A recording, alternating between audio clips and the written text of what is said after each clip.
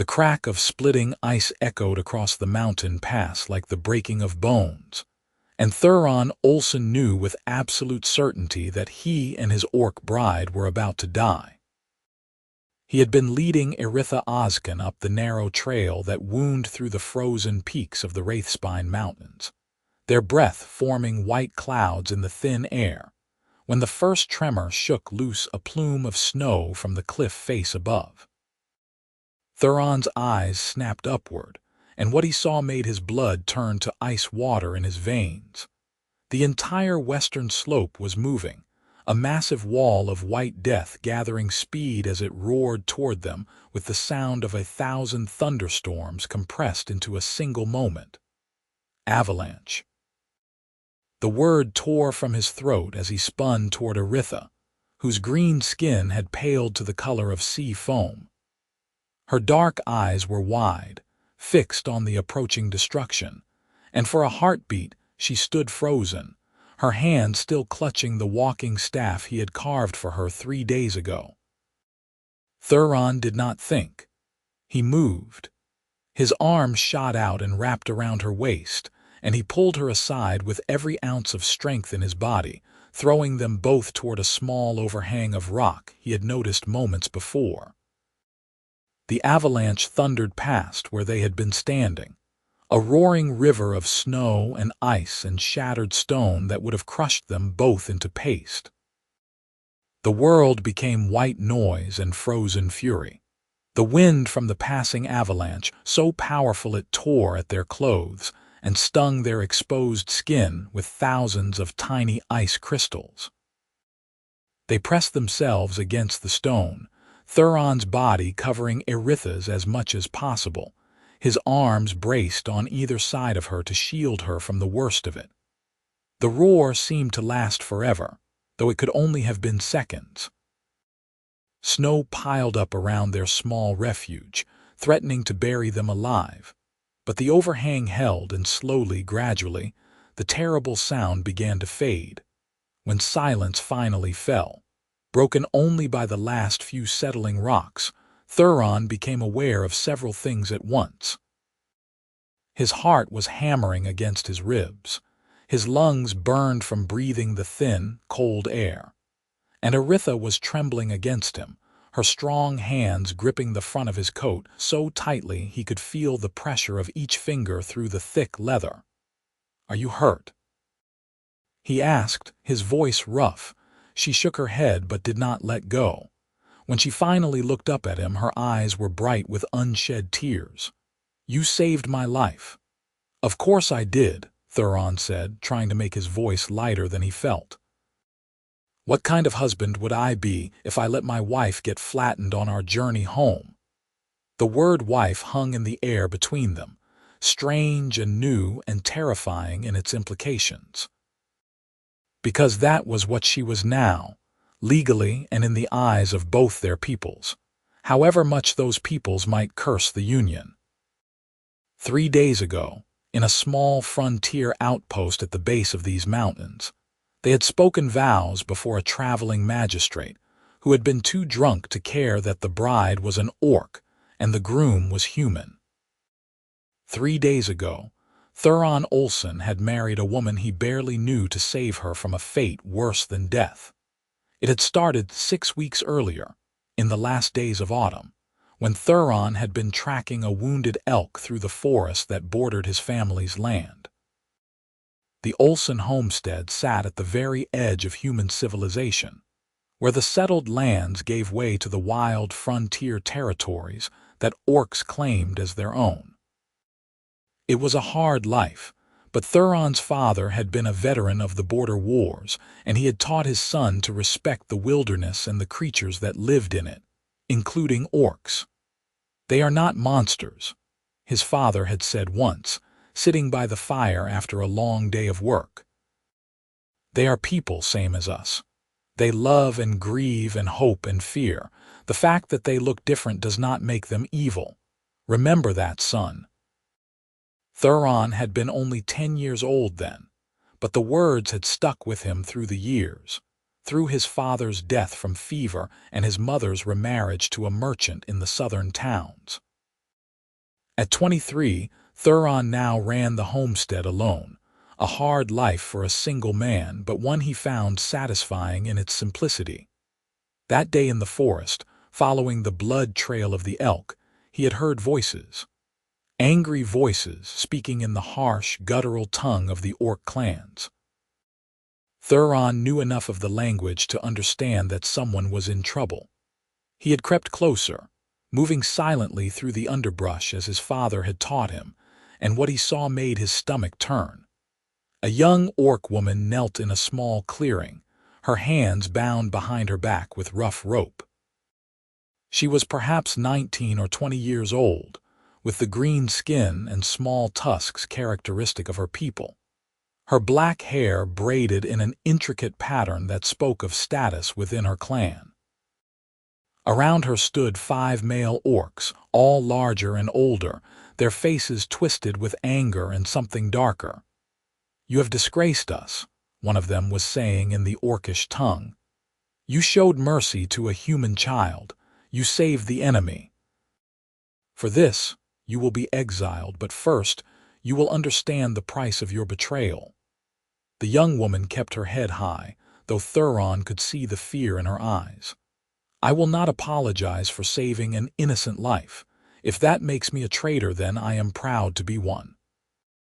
The largest of the male orcs raised his hand to strike her, and Theron moved without thinking. He stepped into the clearing, his hunting bow already drawn, an arrow pointed at the largest orc's chest. "That is far enough," he said in the orcish language, his accent probably terrible but his meaning clear. 5 pairs of eyes snapped to him, and the tension in the clearing shifted instantly.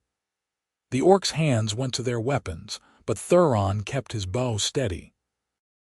"This is not your concern, human," the largest orc growled. "I am making it my concern," Theron replied.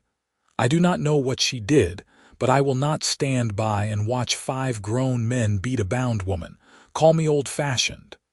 "She is a traitor to her people," another orc spat. "She saved a human whelp that wandered into our territory. She should have let the wolves take it." Theron's eyes flicked to the young woman, who was staring at him with a mixture of shock and something that might have been hope. "So she showed compassion," he said. "That does not seem like something worth punishment."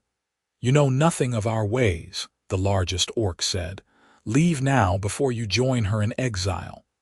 "I will make you an offer," Theron said, an idea forming in his mind even as he spoke. "Let her go with me. I will take responsibility for her. She will be exiled as you wish, but she will be unharmed." The orcs exchanged glances. "Why would you do this?" one asked suspiciously. "What is this human to you?" "Nothing," Theron admitted. "But I was taught that the measure of a person is in how they treat those who cannot defend themselves. If you want to punish her for having a good heart, then I want no part of your justice." There was a long, tense moment. Then the largest orc laughed, a harsh sound with no humor in it. "Take her then, human. She is no longer of our clan. But know this: by taking her, you make her your responsibility. If she returns to our lands, we will kill her.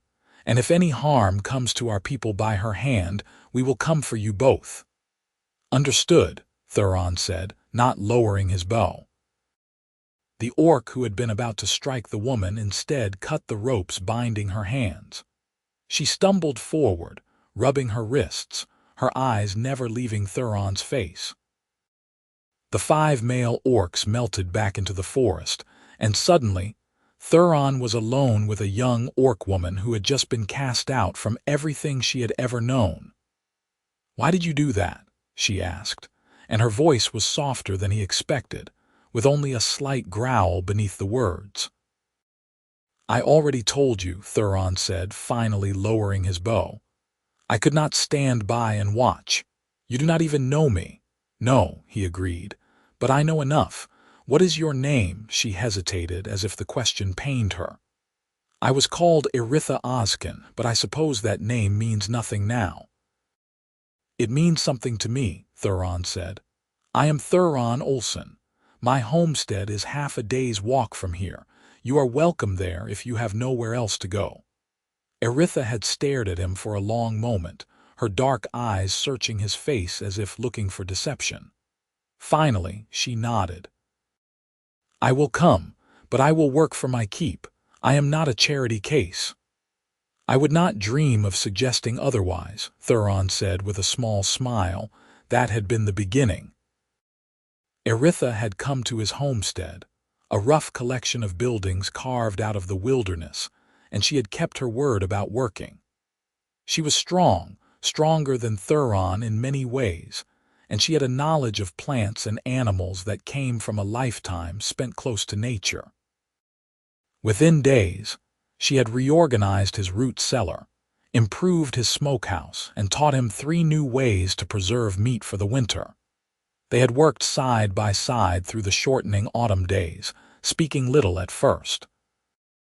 Theron learned that Eritha had been training to be a healer in her clan, that she loved the sound of rain on leaves, that she hummed while she worked. Eritha learned that Theron had lost his father young, that he missed his mother but did not regret his choice to stay on the homestead, that he carved small wooden figures in the evenings by the fire. Slowly, carefully, something had begun to grow between them. It was not love, not yet, but it was the seed of something that might become love given time and care. Theron found himself noticing the way the firelight caught in Eritha's dark hair, the grace with which she moved despite her strength, the rare but beautiful smile that transformed her face. And he thought, though he could not be certain, that Eritha sometimes watched him with an expression he dared not name. But then the messenger had come, on a cold morning when frost painted the windows white. He was a thin man with nervous eyes, and he brought news that changed everything. "There is an orc war party heading this way," he said, his hands shaking around a mug of hot tea. "They are looking for a woman, an exile. They say she has violated the terms of her banishment by remaining so close to their territory. They mean to kill her and anyone who shelters her." Theron's blood had run cold. "How long do we have?" 2 days, perhaps 3. "I rode hard to warn you. The town council says you should send the orc away, that we cannot risk war with the clans over one exile." "Then the town council can go to hell," Theron said flatly. Eritha, who had been listening from the corner, stepped forward. Her face was calm, but Theron could see the fear beneath. "He is right, Theron. I will go. I will not let you die for me." "No," Theron said. "You cannot fight a war party alone," Eritha said. "Please." "I am grateful for the time you have given me, but I will not have your death on my conscience." Theron had looked at her, this woman who had come to mean so much to him in such a short time, and he made a decision. "Then we will not fight," he said. "We will run." "They will track us," Eritha said. "Not if we cross into human territory," Theron replied. "Not if we go over the Wraithspine Mountains. The orc clans do not have jurisdiction there. You will be safe." "It is a week's journey through those mountains," the messenger said. "In winter you will freeze." "Then we will freeze," Theron said, "but we will freeze free." The messenger had left, shaking his head at the foolishness of youth. Eritha had turned to Theron, her eyes shining. "Why are you doing this? Why are you risking everything for me?" Theron had taken a deep breath. "Because," he said simply, "I do not want to live in a world where you are not in it." The words had hung between them, heavy with meaning. Eritha had looked away, a flush of darker green spreading across her cheeks. "That is a foolish reason." "Perhaps," Theron agreed, "but it is my reason." They had packed that night, taking only what they could carry. Food, warm clothes, blankets, fire-starting supplies. Theron had locked up the homestead, not knowing if he would ever return. In the morning they had begun the journey north, toward the mountains and whatever lay beyond. But there had been a complication. As they passed through the last frontier outpost before the mountain pass, a trading post that served as neutral ground between human and orc territories. They were stopped by the local magistrate. "Orc woman," he said, his words slurred with drink. "You cannot cross into human lands without papers. It is the law." Theron had argued, but the magistrate was stubborn in the way that only drunk men with a little power can be. "The only way an orc can cross legally is if they are married to a human citizen," he said. "Otherwise I cannot let you pass." Theron had looked at Eritha. Eritha had looked at Theron, and without a word they had both understood what needed to happen. "Then marry us," Theron said. The magistrate had blinked. "What? You heard me. Marry us right now." Eritha had grabbed his arm. "Theron, you do not have to do this. Marriage is not something to be entered into lightly." "I know," Theron said, meeting her eyes. "But if it is the only way to keep you safe, then I will do it gladly. Unless you do not want to marry me, in which case I will think of something else." Eritha had stared at him for a long moment. Then, so quietly he almost missed it, she said, "I want to." And so they had been married in a ceremony that lasted all of 5 minutes, witnessed by a bored guard and a curious merchant. The magistrate had pronounced them husband and wife, given them a marriage certificate with a wax seal, and sent them on their way with a shrug. Now, 3 days later, pressed against a rock wall with an avalanche's fury still ringing in their ears, Theron looked down at his wife and wondered how he had gotten so lucky and so cursed at the same time. "We need to move," he said, releasing Eritha carefully. "That avalanche will have changed the path. We need to find another way through." Eritha nodded, but her eyes were still wide. "Theron," she said, "that was not a natural avalanche." He froze. "What do you mean?" "I heard something just before it started, a horn. The kind my people use for signaling." She met his eyes, and he saw the truth there before she spoke it. "They followed us. The war party, they are trying to kill us." Theron's jaw tightened. "Then we need to move faster." They climbed out of their small refuge, snow falling from their clothes in heavy clumps. The path they had been following was completely buried under tons of snow and rock. To their right, the mountain face rose sheer and impassable. To their left, a steep slope led down into a narrow canyon. "That way," Theron said, pointing to the canyon. "If we can get down there, we can follow it east. It should bring us out near the settlement of Frost Ridge." "That is 2 more days of travel," Eritha said. "You have a better idea." She did not. They began the treacherous descent, sliding and scrambling down the icy slope. Theron went first, testing each foothold before allowing Eritha to follow. The sun was beginning to set, painting the snow in shades of orange and pink, and with the darkness would come cold that could kill as surely as any enemy. They made it to the bottom of the canyon just as the last light was fading. Theron found a small cave, barely more than an indentation in the rock wall, but it would provide some shelter from the wind. He built a small fire using the last of their dry kindling, and they huddled close to it, sharing a meal of dried meat and hard bread. "Tell me about your clan," Theron said, trying to distract them both from the cold and fear. "You have never spoken much about them." Eritha was quiet for a long moment. "What do you want to know? Anything? Everything. What was it like growing up there?" She stared into the fire, her expression distant. "It was good for a long time. My mother was a healer, the best in our clan. She taught me everything she knew. My father was a hunter, strong and proud. I had 3 brothers, all of them warriors." Her voice caught slightly. "They were going to kill me, you know, my brothers. They were part of the group that exiled me." Theron's hand found hers in the darkness. "I am sorry. Do not be. They were following the clan's laws. In their minds I had betrayed everything we stood for." She squeezed his hand. "But I would do it again.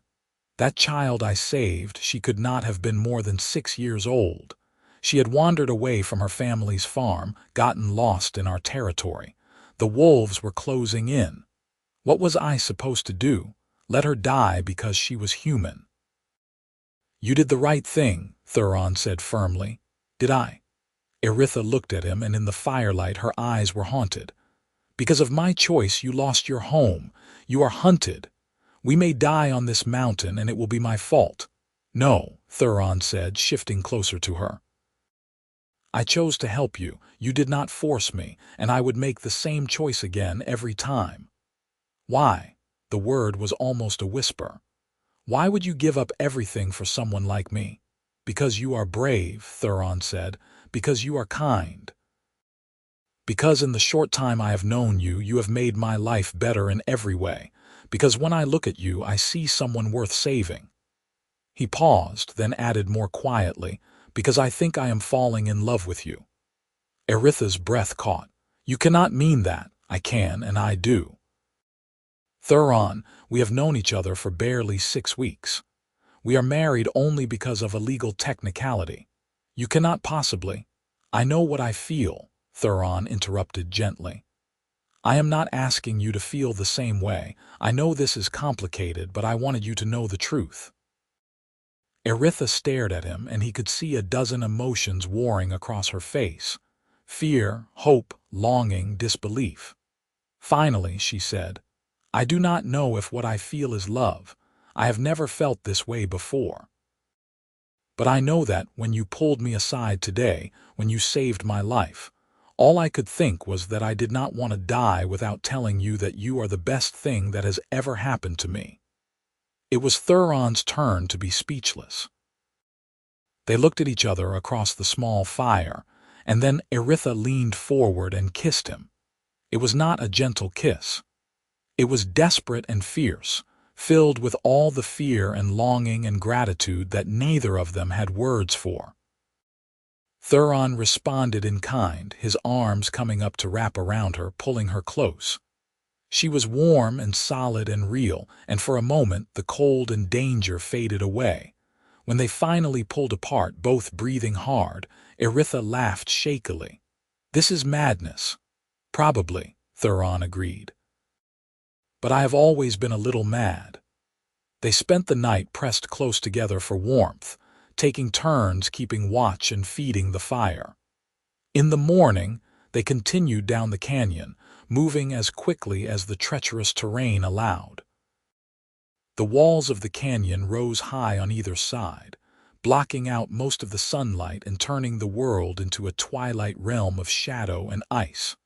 Around midday, they heard the horn again. It was closer this time, echoing off the canyon walls in a way that made it impossible to tell exactly where it was coming from. Eritha's hand went to the knife at her belt, the only weapon they had besides Theron's bow. How many do you think there are? Theron asked quietly. At least 5, Eritha said. Probably more. A war party is never less than 5 warriors. Can we fight them? Eritha looked at him, and he saw the answer in her eyes before she spoke. No, not and win. Then we keep running. They increased their pace, half running, half sliding through the snow. The canyon began to narrow, the walls closing in until they were barely an arm's width apart. Theron felt a flutter of panic. If they were trapped in here when the war party caught up to them, there would be no escape. But then the canyon opened up, spilling them out into a wide valley. In the distance, Theron could see smoke rising from chimneys. Frost Ridge. They had made it. Come on, he said, grabbing Eritha's hand. We are almost there. They ran across the valley, their boots crunching through the snow. Behind them, the horn sounded again, and this time it was answered by others. The war party was close, too close. Theron risked a glance over his shoulder and saw figures emerging from the canyon mouth. 5 orcs, no 6, all of them armed and moving with the deadly grace of trained warriors. Theron, Eritha gasped, her breath coming in white clouds. You need to leave me, run to the town. You can make it if you go alone. Not a chance, Theron said, his lungs burning. Please, Eritha begged. "I cannot watch you die." "Then look away," Theron said grimly, "because I am not leaving you." The town was still a quarter-mile away when the war party caught up to them. The orcs spread out in a half-circle, cutting off any escape. Theron and Eritha stopped, turning to face their pursuers.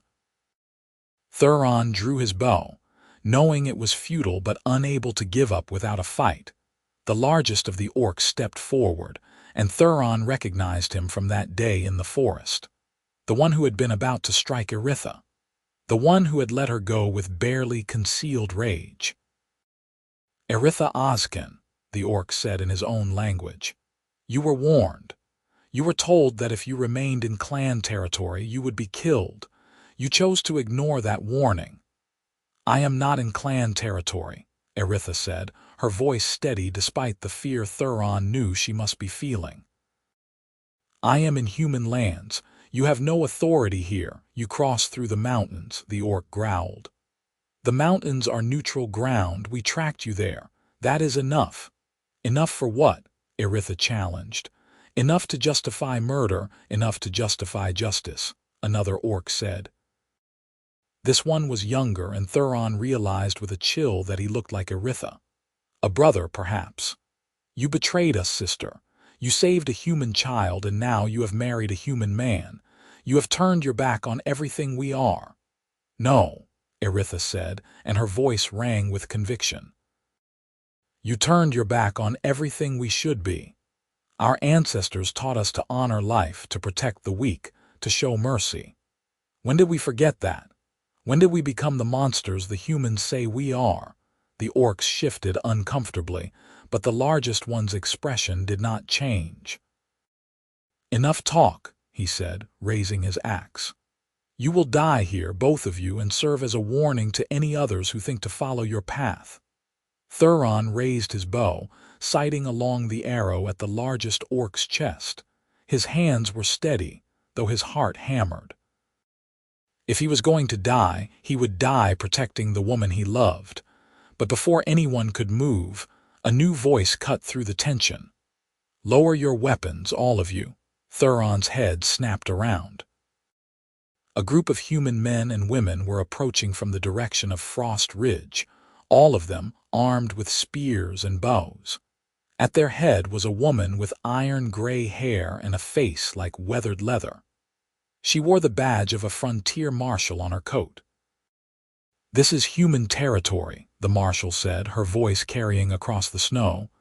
"You have no authority to execute anyone here, orc law or no." The largest orc turned to face her, his axe still raised. "This is a clan matter. It does not concern humans." "It concerns me when you try to kill people under my protection," the marshal said. She looked at Theron. "Are you Theron Olsen?" "I am," Theron said, not lowering his bow.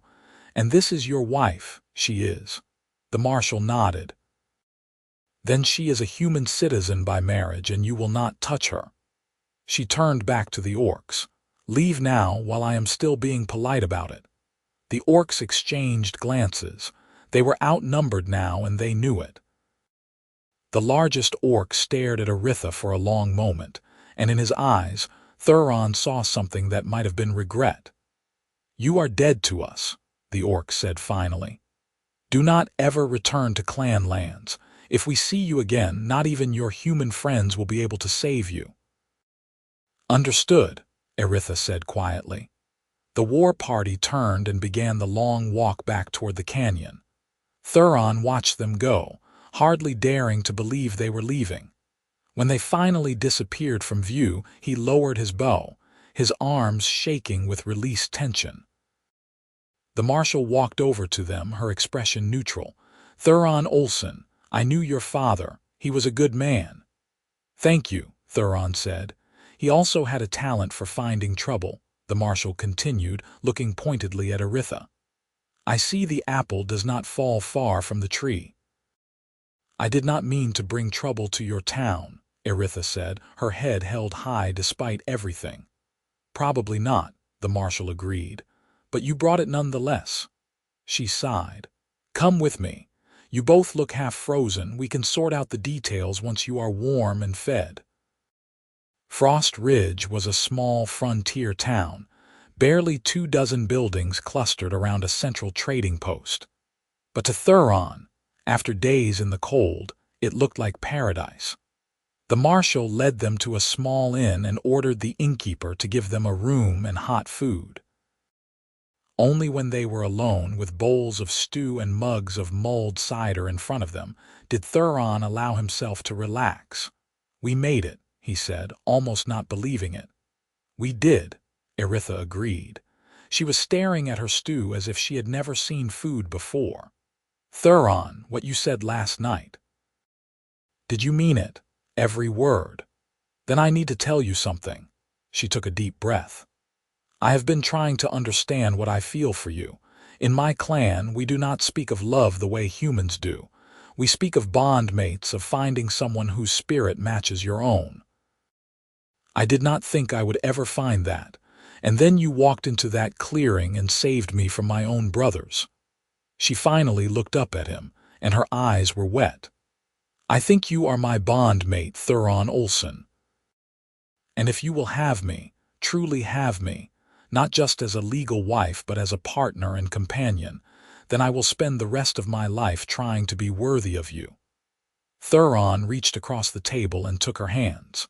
"You already are worthy. You have always been worthy. And yes, I will have you in every way that matters." Eritha smiled, and it was like the sun breaking through clouds. "Then we are agreed. We are truly married now in heart as well as law."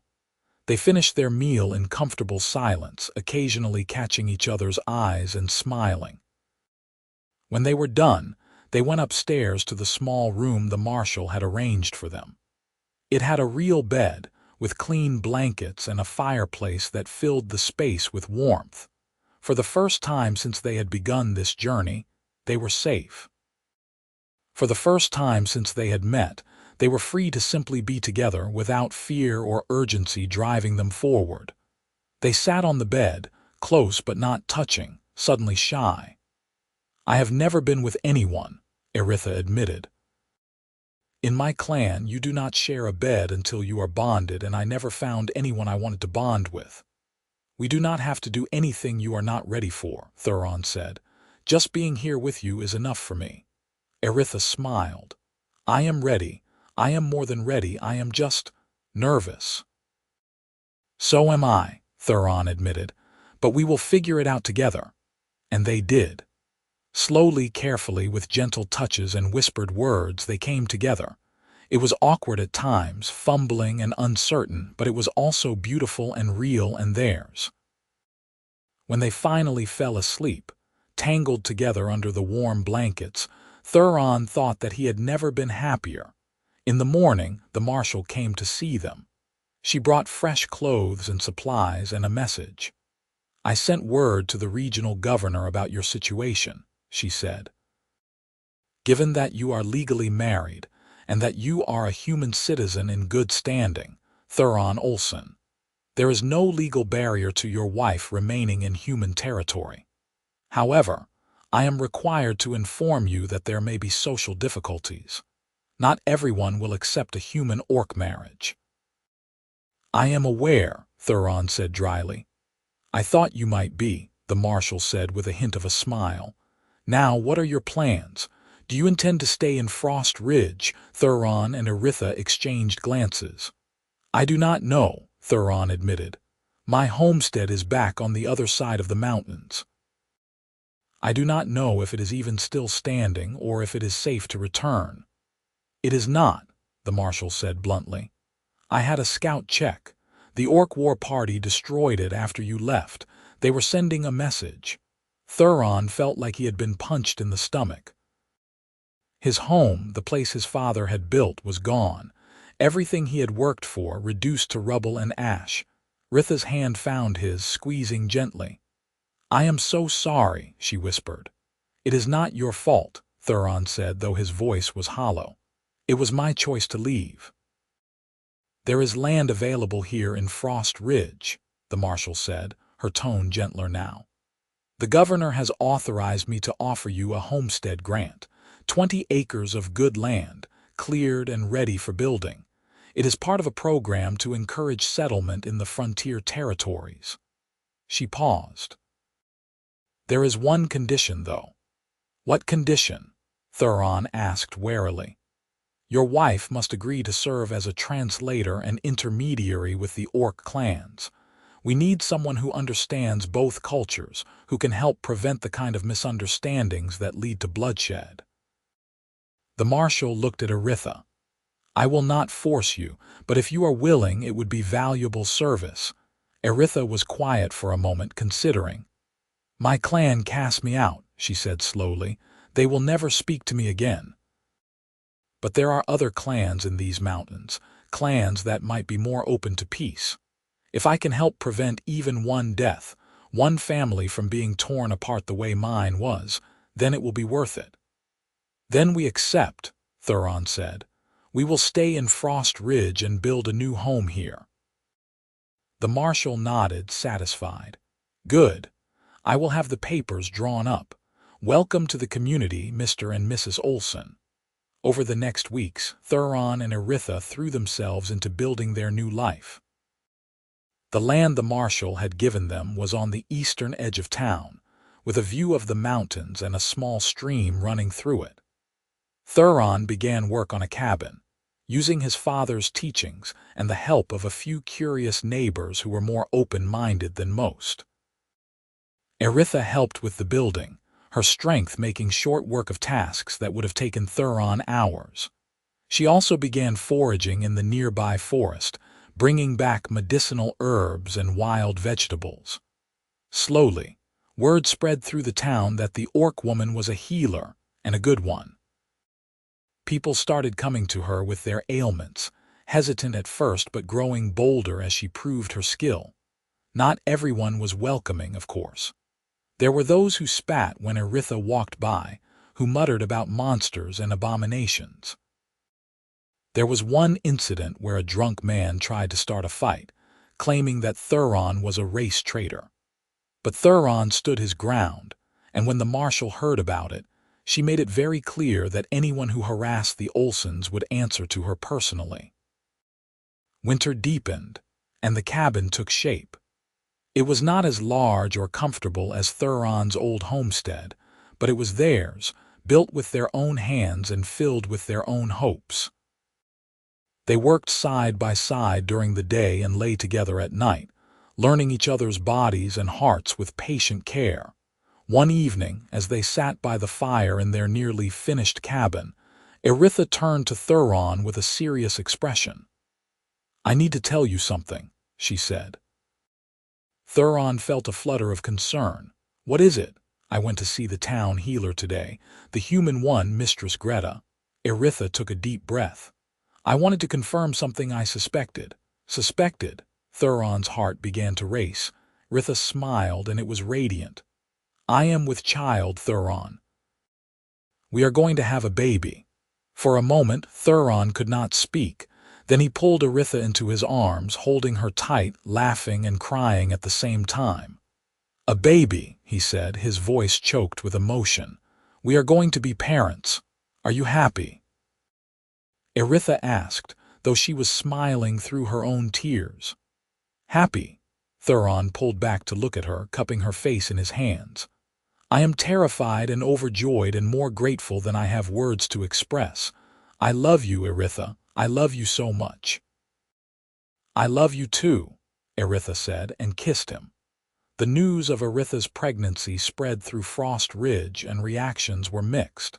Some people were genuinely happy for them, bringing gifts and offering advice. Others were openly hostile, muttering about half-breed children and the corruption of human bloodlines. But Theron and Eritha faced it together, drawing strength from each other.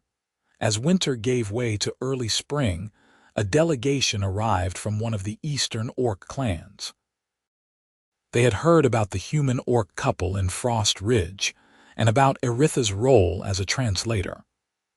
The clan leader, an older orc woman named Grishka, wanted to meet with the town council to discuss establishing a formal trade agreement.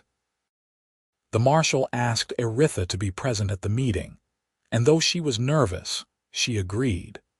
Theron insisted on coming with her, and the marshal did not argue. The meeting was tense at first. Many of the human council members were distrustful of the orcs, and the orcs were equally wary of the humans. But Eritha spoke with eloquence and passion about the need for understanding, about the cost of hatred, and the value of cooperation. She told them about her exile, about the child she had saved, about the choice she had made to value life over prejudice. "I have lived in both worlds now," she said, one hand resting on her growing belly. "I have seen the best and worst of both humans and orcs. And I can tell you that we are not so different. We all want safety for our families. We all want a future for our children. If we can find common ground, if we can learn to see each other as people rather than enemies, then maybe we can build something better than what came before." There was a long silence after she finished speaking. Then Grishka stood and placed her hand over her heart in the orcish gesture of respect. "You speak with great wisdom, exile," she said. "Though your clan cast you out, I see that you have not forgotten the old ways, the true ways. I will bring your words back to my people, and I believe they will listen." The meeting ended with a tentative agreement to begin small-scale trade. It was not much, but it was a start. As they left the council building, the marshal pulled Theron and Eritha aside. "What you did in there was important," she said. "You gave both sides a reason to hope. Do not underestimate the value of that." "I just spoke the truth," Eritha said. "Sometimes that is the hardest thing to do," the marshal replied. Spring deepened into summer, and Eritha's belly swelled with new life. The trade agreement with the orc clan held and even expanded. Slowly, cautiously, humans and orcs began to interact in Frost Ridge, trading goods and information. There were still tensions, still mistrust, but the violence that had been so common along the frontier began to ease. Theron finished the cabin and began work on expanding their land, planting crops and building a small barn. Eritha continued her work as a healer, her reputation growing with each person she helped. They were happy, truly happy, in a way that Theron had never imagined possible. One warm evening in late summer, as the sun was setting and painting the sky in shades of gold and crimson, Eritha went into labor. Theron was terrified. He had helped birth calves and foals, but this was different. This was his wife and his child, and the fear that something might go wrong paralyzed him. But Mistress Greta, the town healer, had experience with difficult births, and she took charge with calm efficiency. "Boil water," she ordered Theron. "Bring clean cloths, and for heaven's sake stop hovering. You are making her nervous." Theron obeyed, though it nearly killed him to step away from Eritha's side. He could hear her grunts and cries of pain from the other room, and each sound felt like a knife to his heart. It seemed to take forever. The sun set, and the moon rose, and still the birth continued. Theron paced back and forth, wearing a path in the wooden floor, praying to any god that might listen to keep Eritha and the baby safe. Finally, as the first light of dawn was breaking, he heard a new sound. A baby's cry, high and strong and indignant. Theron ran to the bedroom door, and Mistress Greta opened it with a tired smile. "You have a daughter," she said. "Mother and baby are both healthy." Theron stumbled into the room. Eritha was propped up against pillows, her hair damp with sweat, her face pale with exhaustion. But she was smiling, and in her arms was a tiny bundle wrapped in soft cloth. "Come meet your daughter," Eritha said softly. Theron approached slowly, afraid to breathe too hard, afraid that if he moved too quickly, this perfect moment would shatter. He looked down at the baby and felt his heart crack open. She was perfect. small and wrinkled and perfect, with wisps of dark hair and skin that was a soft olive color, somewhere between Theron's tan and Eritha's green. When she opened her eyes to look at him, they were a deep, clear brown. "She is beautiful," Theron whispered, reaching out to touch one tiny hand. The baby's fingers wrapped around his, gripping with surprising strength. "What should we name her?" Eritha asked. Theron thought for a moment. "My mother's name was Lily," he said. "And your mother was called Kathira, was she not?" Eritha nodded, tears forming in her eyes. "Then let us call her Lily Kathira Olsen," Theron said.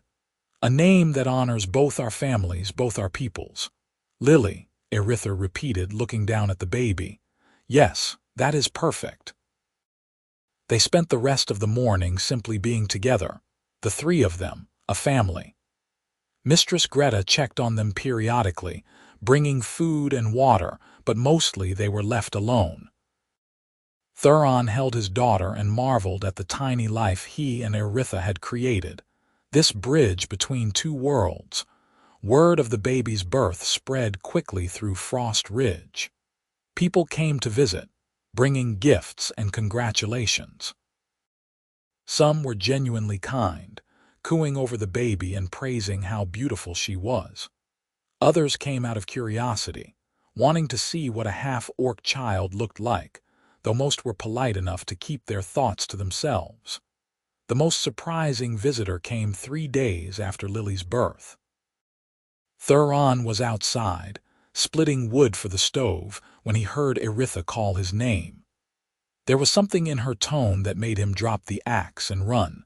Standing in their yard was an orc woman, older and weathered, with gray streaking her black hair. Eritha was standing in the doorway, the baby in her arms, staring at the visitor with an expression Theron could not read. "Mother," Eritha said, and her voice broke on the word. The orc woman took a step forward, then stopped. "I heard that you had a child," she said in the orcish tongue. "I had to come, I had to see."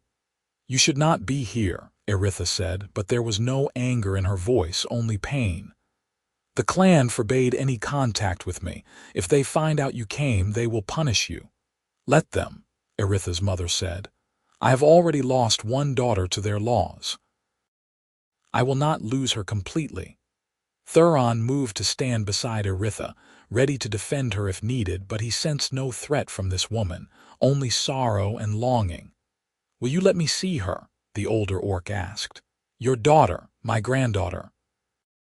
Eritha hesitated, then slowly descended the steps of their cabin. She held out the baby, and her mother took Lily with trembling hands. "She is beautiful," the older orc whispered, tears streaming down her face. "She looks like you did when you were born, the same eyes, the same fierce expression." She looked up at Eritha. "I am so sorry, my daughter. I am sorry I did not stand up for you when the clan cast you out. I was a coward." "You were following your duty to the clan," Eritha said, but her own eyes were wet. "Duty," her mother spat. "What good is duty if it makes us cruel? You saved a child's life and they punished you for it. That is not justice. That is not the way of our ancestors." She handed Lily back to Eritha. "I cannot undo what was done, but I want you to know that I am proud of you, proud of the woman you have become, proud of the family you have built." "Thank you," Eritha whispered. Her mother reached out and touched her cheek, a gesture of affection and farewell. "I must go before I am missed. But know this, you are not alone. There are others in the clan who think as I do, who believe the old ways were wrong. Change is coming slowly, but it is coming. Perhaps one day you will be able to return." "I do not think I want to return," Eritha said. "My home is here now with my husband and daughter." Her mother smiled sadly. "Then I am glad you have found happiness. That is all any parent wants for their child." She turned to Theron and switched to heavily accented common tongue. "Take care of them, human. They are precious beyond measure." "I will," Theron promised, "with my life." Eritha's mother nodded, then turned and walked away. They watched her disappear into the forest, and then Eritha turned to Theron, sobbing. He held her and the baby together, letting her cry out all the grief and relief and complicated love she felt for the family that had cast her out. "It is all right," he murmured. "You are not alone. You will never be alone again." As summer turned to autumn, life in Frost Ridge continued to evolve. The trade relationship with the orc clans grew stronger, and Eritha's role as a bridge between the two cultures became even more important. She was often called to mediate disputes or translate important communications, and she did so with grace and patience. Lily grew quickly, as half-orc children apparently did.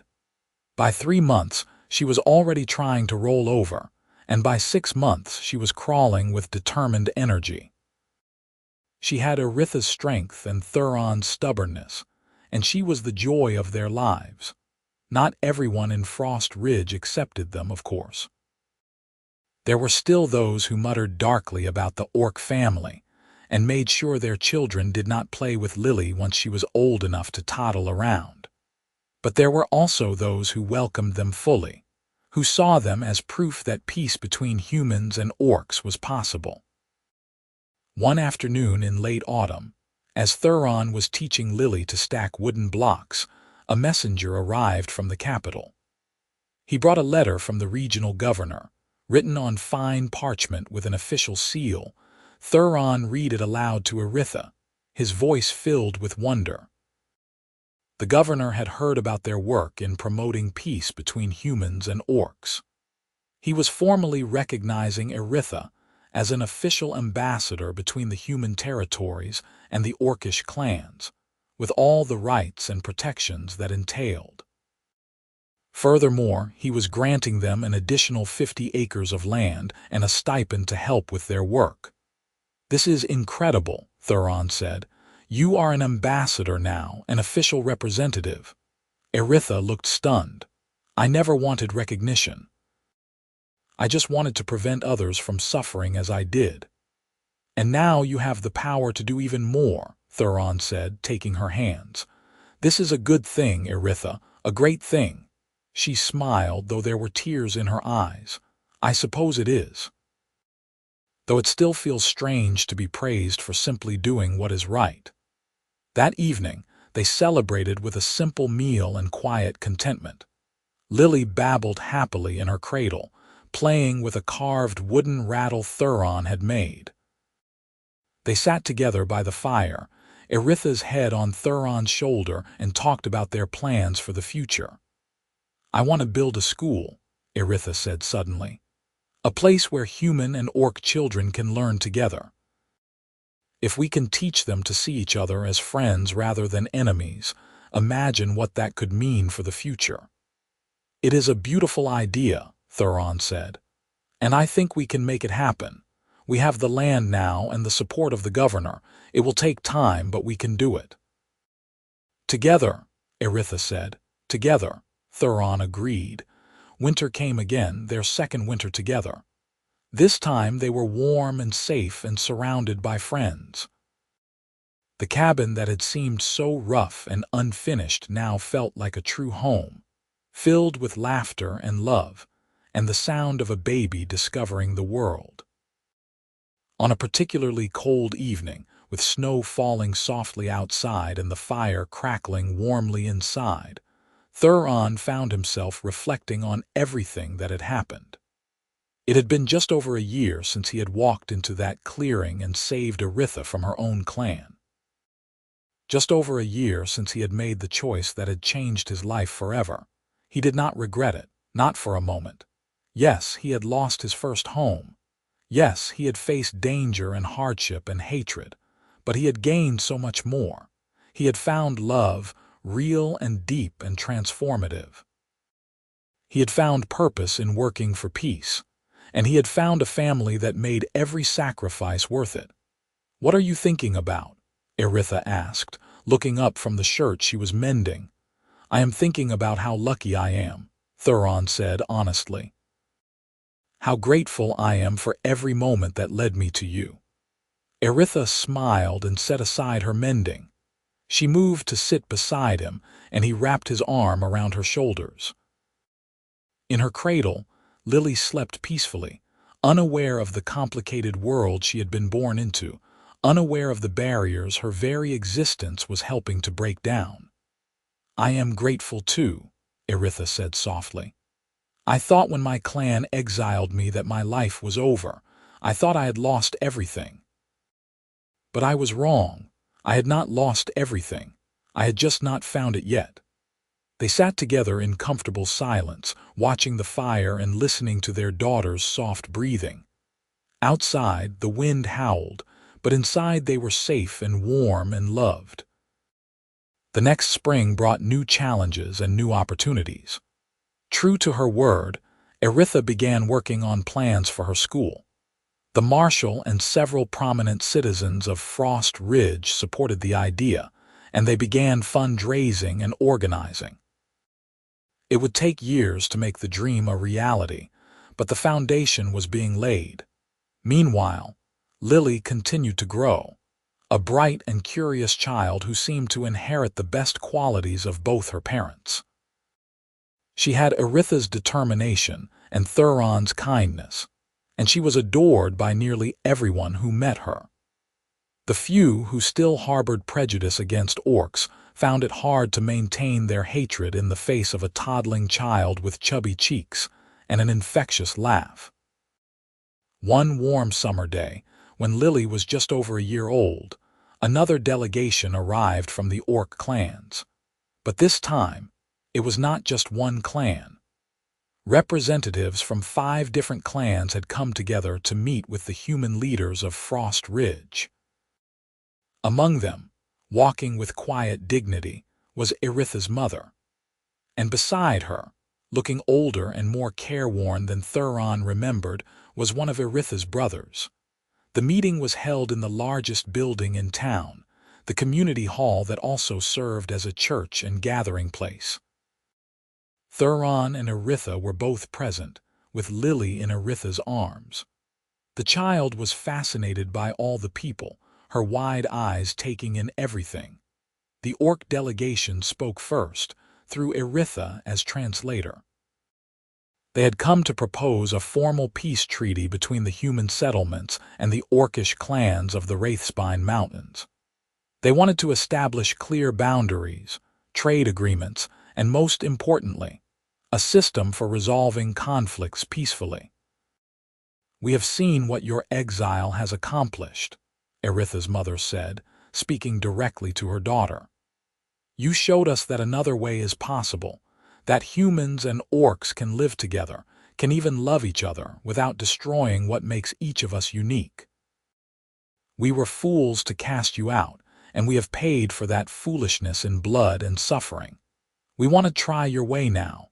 We want to build a future where our children do not have to die for the sins of their ancestors." Eritha translated the words with a voice that shook with emotion. When she finished, there was a moment of heavy silence. Then the mayor of Frost Ridge, a practical woman named Hannah, stood and spoke. "We accept your proposal," she said. "We too have lost too much to this conflict. It is time to try something different. It is time to choose peace." The negotiations took weeks, with Eritha serving as the primary translator and mediator. It was exhausting work, with both sides bringing generations of mistrust and pain to the table. But slowly, painstakingly, they built an agreement that both humans and orcs could accept. The treaty was signed in a ceremony held on neutral ground, a meadow halfway between Frost Ridge and the nearest orc settlement. Hundreds of people attended, both human and orc, to witness this historic moment. Children played together while their parents watched with a mixture of hope and wariness. At the center of it all stood Theron and Eritha, with Lily on Eritha's hip. They had not planned to be the focus of the ceremony, but in many ways, they were the living embodiment of what the treaty represented. A human and an orc, married and raising a child together, proving that the boundaries that divided their peoples were not as fixed as everyone had believed. After the treaty was signed, Eritha's brother approached them. He looked at his sister for a long moment, then at Lily, then back at Eritha. "I am sorry," he said in Orcish, "for what I did, for being part of the group that tried to kill you. I was following orders, following tradition, but that is no excuse. You were my sister and I turned my back on you." Eritha's eyes filled with tears. "Do you mean that?" "With all my heart," her brother said. "I have missed you every day since you left. I have thought about the choice you made, saving that human child, and I have come to understand that you were braver than any of us. You chose compassion over hatred, and you were punished for it. That was wrong." "I forgive you," Eritha said, her voice choked. "I forgive all of you." Her brother stepped forward and pulled her into a hug, careful of the baby between them. "I want to know my niece," he said.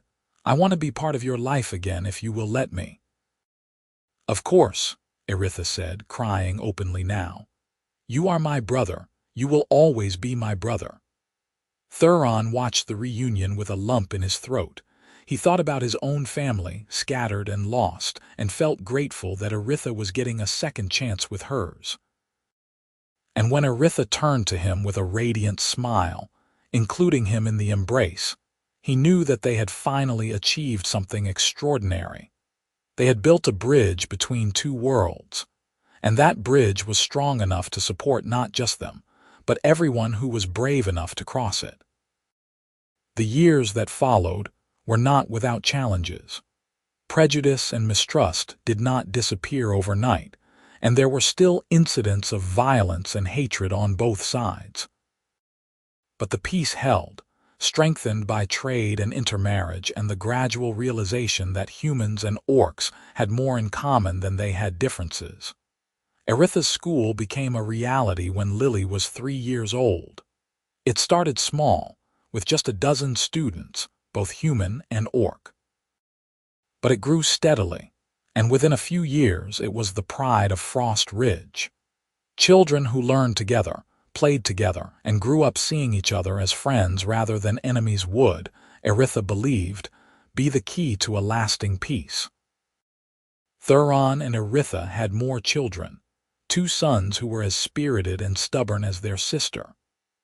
The family homestead grew into a thriving farm, producing crops and livestock that they sold at the markets where humans and orcs now traded freely. They were respected in the community, seen as symbols of what could be achieved when people chose love over fear. On their 5th wedding anniversary, Theron and Eritha decided to return to the mountains where they had almost died. Not to the exact spot that would have been too dangerous, but close enough to see the peaks where the Avalanche had thundered past them, where he had pulled her aside and saved both their lives. They stood together, hand in hand, looking up at the snow-capped summits. Lily played nearby with her brothers, the children shrieking with laughter as they chased each other through the wildflowers. "You ever wonder what would have happened if you had not saved me that day in the forest?" Eritha asked. "Sometimes," Theron admitted, "but not often. I cannot imagine my life without you in it." "Nor I without you," Eritha said. She turned to face him, her expression serious. "You gave me everything, Theron. A home, a family, a purpose. You gave me a life worth living." "You gave me the same," Theron said. "Before I met you, I was just going through the motions, living but not really alive. You showed me what it means to truly care about something, to fight for something bigger than myself." They kissed, a long and tender kiss that spoke of years of shared joy and sorrow, of a love that had been tested and proven true. When they pulled apart, Lily came running up to them, her brothers close behind. "Mama, Papa, look what I found." She held up a white stone, smooth and round and perfect. "It is beautiful," Eritha said, crouching down to examine it. "Just like you." Lily beamed and ran off to show her brothers her treasure. Theron and Eritha watched them go, their hearts full. "We did well," Theron said. "We did," Eritha agreed. "And we will continue to do well as long as we face the future together." They returned to their farm as the sun was setting, painting the sky in shades of orange and pink and purple. The children fell asleep in the wagon, exhausted from their day of adventure. Theron carried them inside one by one, tucking them into their beds with gentle care. When he returned to the main room, Eritha was sitting by the fire, mending a torn shirt. She looked up and smiled when she saw him. "Come sit with me," she said, patting the space beside her. Theron sat, and she leaned against him with a contented sigh. They sat in comfortable silence, listening to the crackle of the fire and the quiet sounds of their children sleeping nearby.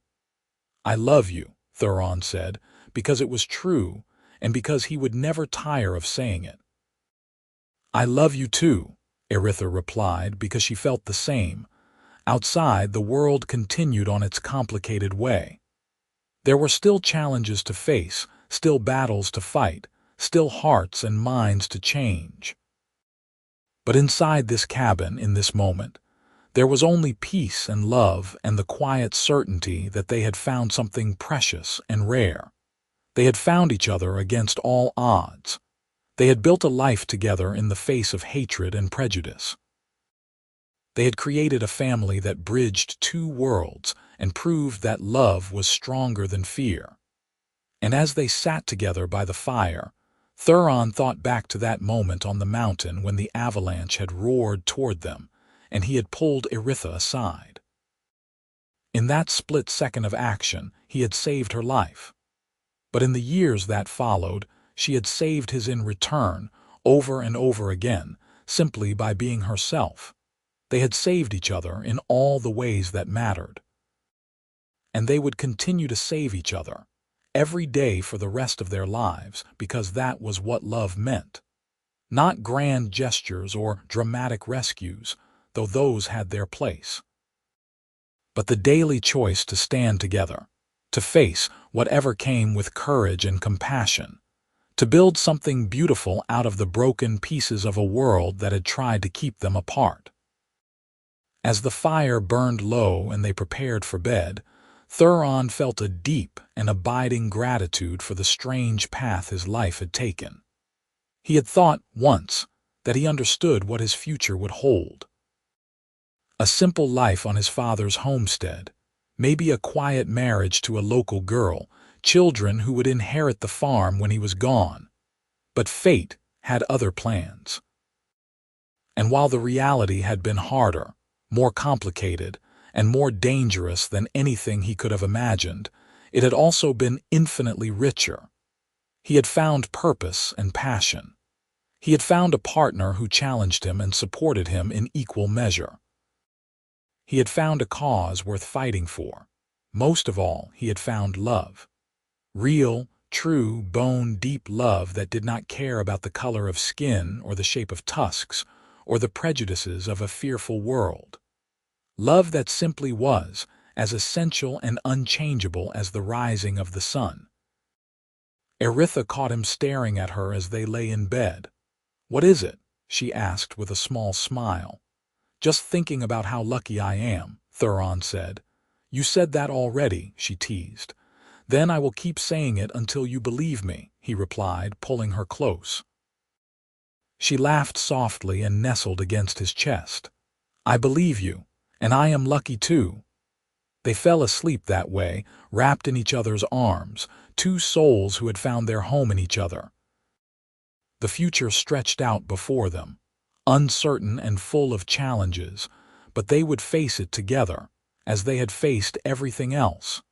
And in the end, that was all that mattered.